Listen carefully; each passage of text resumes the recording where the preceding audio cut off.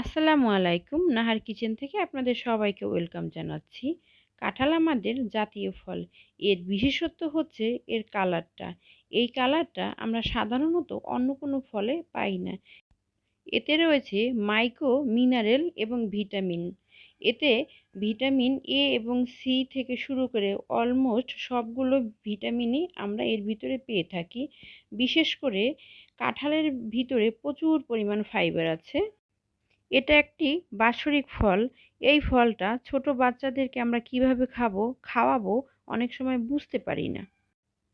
তাই চলুন কিভাবে আমরা ছোট বেবিদেরকে খাওয়াবো সেটা একটু দেখে নিচ্ছি। আমি এখানে কিছুটা কাঁঠাল নিয়েছি। কাঁঠালের বিচিগুলো এক এক করে বের করে নিচ্ছি। প্রিয় দর্শক, এই বাৎসরিক ফলগুলো আমাদের সবসময় বাচ্চাদেরকে কম বেশি খাওয়াতে হয়।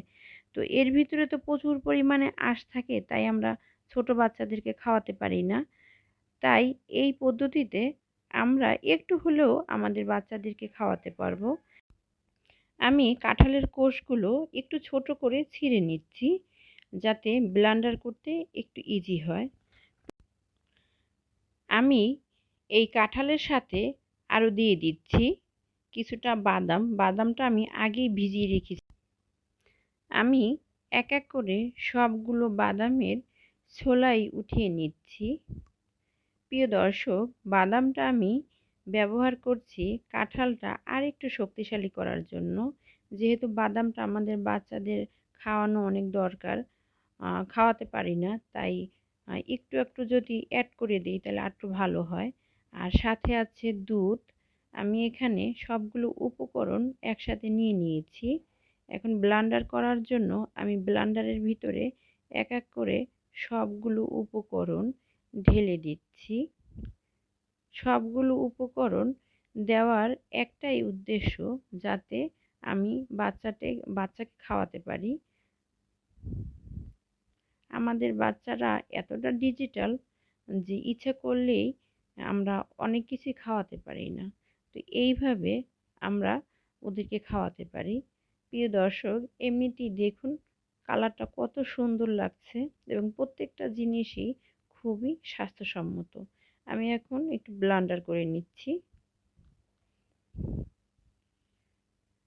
সত্যি কথা বলতে গেলে কাঁঠালের কালারটা আসলেই অনেক সুন্দর। এই কালারটা আমরা সচরাচর সব কিছুর ভিতরে পাই না।